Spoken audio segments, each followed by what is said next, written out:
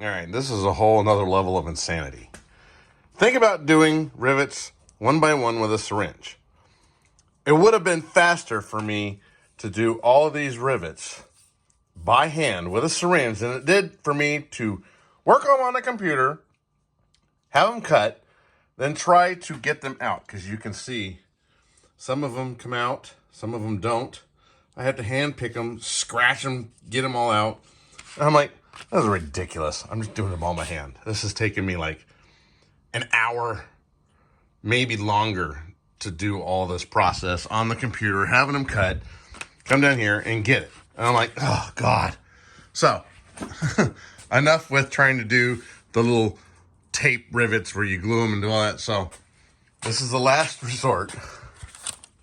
I am using this last one. Even I mean, I swear I had them all off, and that one right there decided to pop back in.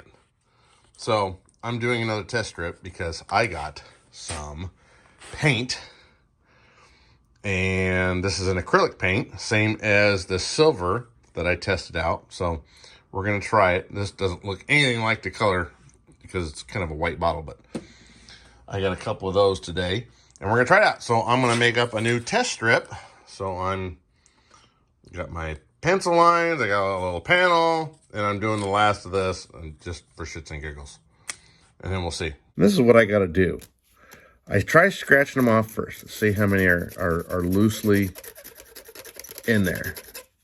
Because just the process of cutting kind of pops them out. So that gets the loose ones off. And now they're all over. Now they're all over everywhere. I'm gonna have this stuff coming out of every orifice when I get done. This is what you got to do. You got to come in here and you got to pop all these damn things out. Now, it's not difficult. It's time consuming. Jesus, just to do this little bit. And once you get them out, you have to make sure that they're not getting stuck back in there.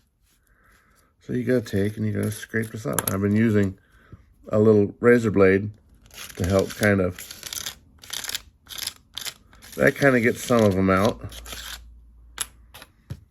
But what I found was that these are kind of producing a better, more consistent rivet than I am with my hand. I'm getting kind of issues now with the wood glue. The wood glue isn't going through the teeny tiny smallest gauge needle that I got there. I clogged up like 5 of them, and I put down like 5 rivets. So I'm trying something different and seeing what I can do to kind of get these cleaned up and actually utilize them. I put the time into it. I might as well use them. It's taking forever. It's driving me nuts. Stupid damn rats. I thought this was interesting. So, it's got no landing gear. So I had to take this off. This is the whole landing gear assembly. And it's just 4 bolts with blind nuts inside. Because I need to get underneath this damn thing. I know, I'm just going to look underneath it. Yeah, well, I know it's there. So I got to do some work down here. I also found out there is some really rough patch stuff I did underneath here. So I need to get this fixed. But I can't do it with all this stuff. So I screwed another stick, put a little foam, and now I can get underneath here without having any interference. I can also tip this up and actually get to the bottom a little bit better. So there's some work I got to do, and I got to get the door. I got to put a couple pieces of paneling down here. I'm not going to do any big outlines on this one, not like you did with some of these that you're going to be able to see from, normal height. But there is a couple panel lines that come down here, and there's some, I get this repaired, and then I'll put on the, a couple of panels with some vinyl. You know how I like my big, thick, reflective vinyl. Still working on rivets and working on some test strips. I got rivets on both sides, and you can kind of see them there. That's a little bit better. And testing out these kind of rivets, and it's a love-hate relationship right now, because I can throw down rivets almost as good as going through the process of doing those, because when you pull them up, they don't look as good.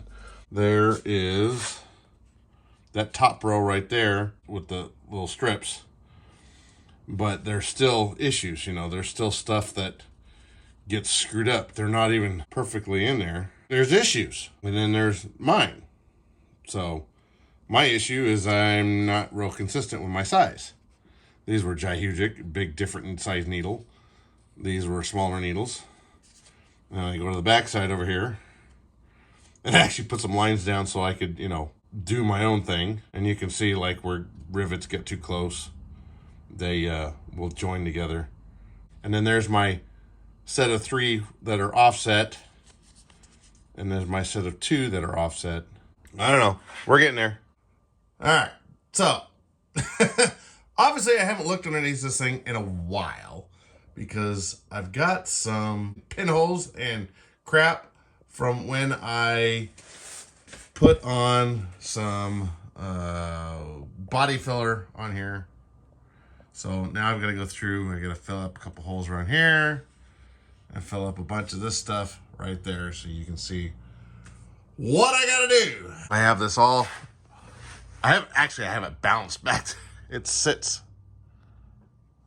perfectly back there, so I can get underneath here and get all this stuff. And I'll show you kind of what I'm going to do. All right, here's the first picture.